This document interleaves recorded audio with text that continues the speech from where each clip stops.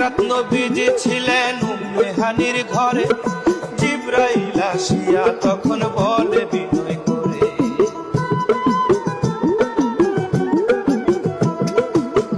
এক রাত নবীজি ছিলেন উম্মে হানির ঘরে, জিবরাইল আসিয়া তখন বলে বিনয় করে, দেখেছেন আল্লাহ পাকে মেরাজ হবে আপনার সাথে, মেরাজে গেলেন নবী আলাপন হলো সবই, বিদায় বেলা আল্লাহ তাআলা হলেন বেকারা,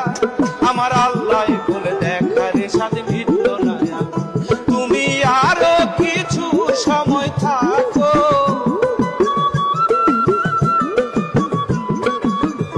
তুমি আরো কিছু সময় থাকো, দিলের সাথে তোমায় দে, একটু দাঁড়াও দাঁড়াও ইয়া মুহাম্মদ, আমার